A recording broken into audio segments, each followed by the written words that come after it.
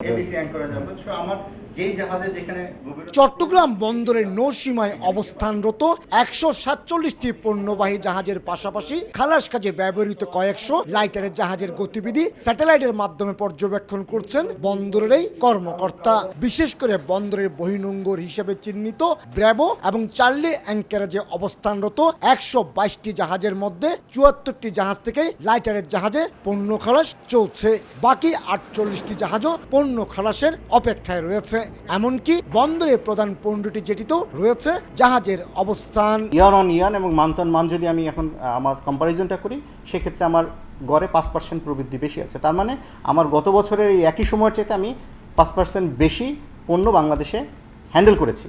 আমি আশা করছি এটা দ্বারা বোঝাচ্ছে যে আমাদের প্রবৃদ্ধির হার বেশি আছে এবং আমদানি রপ্তানি একটা ইতিবাচক ধারা বর্তমানে চলমান। বন্দরের তথ্য অনুযায়ী শিল্পের কাঁচামাল কার্গো পণ্যবাহী 45টি জাহাজের পাশাপাশি কন্টেনারবাহী জাহাজ রয়েছে 31টি, যা সাম্প্রতিক সময়ে বন্দরের জাহাজ আসার রেকর্ড। এছাড়া সিমেন্ট ক্লিংকারবাহী 41টি, খাদ্য পণ্যবাহী 10টি, সারবাহী 3টি, লবণবাহী 1টি এবং 13টি ওয়েল ট্যাঙ্কারের অবস্থান রয়েছে বন্দর ও বহির্নোঙরে।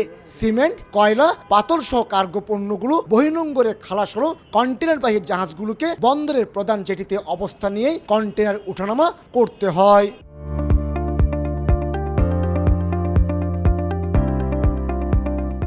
আমার মনে হয় এই ব্যাপারে বন্দরের একটা নজর দেওয়া উচিত। আমরা বন্দর খোলা রেখেছি, যাদের কনসার্নে যাদের মাল রয়ে গেছে তারা যেন মালগুলি ছাড় করতে আসে, সেরকম একটা প্রচারণাও চালানো উচিত বলে আমি মনে করি। 2025-26 অর্থ বছরের বাজেট এবং পবিত্র ঈদুল আজহা খুব কাছাকাছি সময়ে হয় শিল্পের কাঁচামাল সহ নানা পণ্য আমদানি হয়েছে তুলনামূলক বেশি। এর মাঝে শুরু হয়েছে ঈদ উপলক্ষে সরকারি 10 দিনের ছুটি। এই অবস্থায় আমদানিকৃত কাঁচামাল ছাড় করা নিয়ে কিছুটা শঙ্কিত ব্যবসায়ীরা।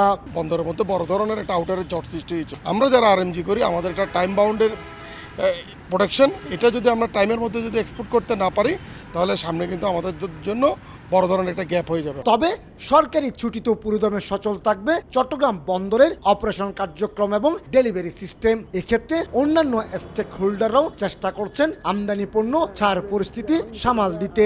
এসব পণ্য ছাড় করানোর জন্য আমরা লজিস্টিক সাপোর্ট দিচ্ছি। বিশেষ করে সরকার ব্যাংক খোলা রেখেছে এবং চট্টগ্রাম বন্দর তার সমস্ত কার্যক্রম চালু রেখেছে এবং সিএনএফ এজেন্ট অ্যাসোসিয়েশন আমাদের সকল কর্মকর্তারা কাজ করছে এবং যারা নানান ইকুইপমেন্ট নিয়ে কাজ করবে তারাও সচল আছে। সুতরাং আমাদের দিক থেকে আমরা সার্বিক সাহায্য সহযোগিতা করছি। চট্টগ্রাম বন্দরের বিভিন্ন ইয়ার্ডে বর্তমানে 36,215 টিওস কন্টেনারের অবস্থান রয়েছে। অবশ্য বন্দরের ধারণ সক্ষমতা 53,518 টিওস কন্টেনার।